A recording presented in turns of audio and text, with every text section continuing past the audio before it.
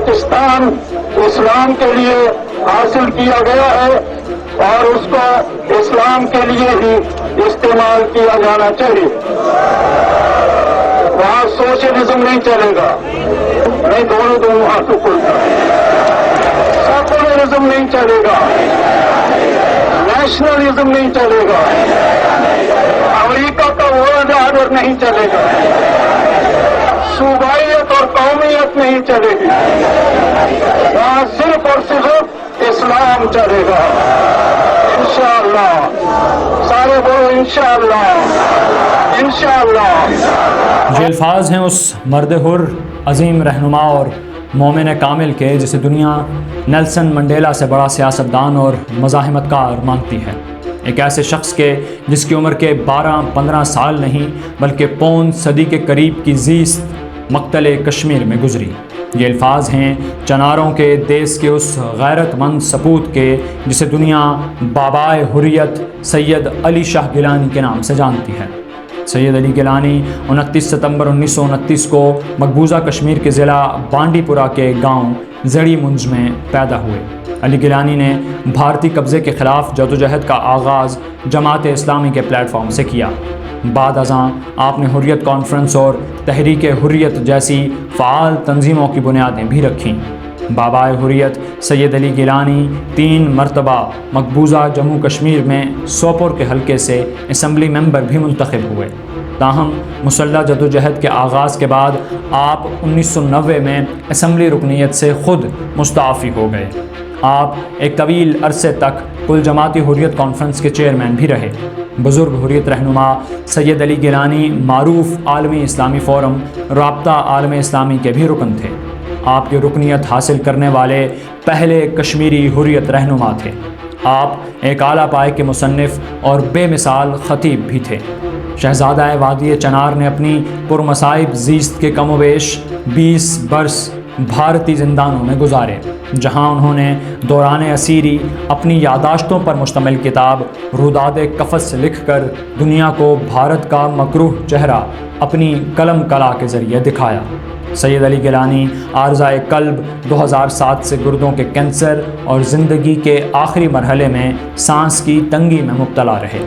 Girls के हर किस्म के मसाइब उस मर्द आहन को कमज़ोर कर देने के लिए हमा वक्त मौजूद रहे, लेकिन ज़िंदगी की इन सब तकलीफ़ों के बावजूद वो एक शय क्या थी जिसने लाखों की भारतीय फ़ौज पर अली गिलानी की ताकत की धाक बिठा रखी थी। एक ज़ईफ़ शख्स की गूंज भारतीय बारूद की घन गरज पर कैसे हावी थी।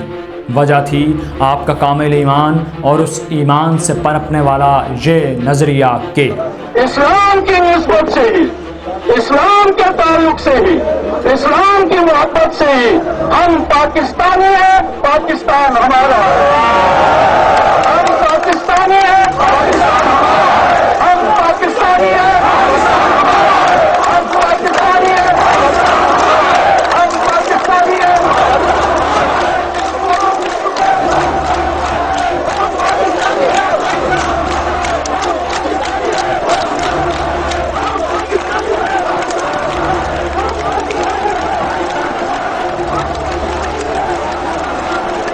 इस्लाम के ताल्लुक़ से, इस्लाम की निस्बत से हम पाकिस्तानी हैं, पाकिस्तान हमारा है।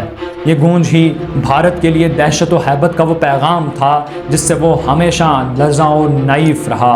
ये जुर्रत हर कश्मीरी के रगो रेशे में पैवस्त कर देने का जज्बा और तरीक़ बस बाबाए हुर्रियत के पास था।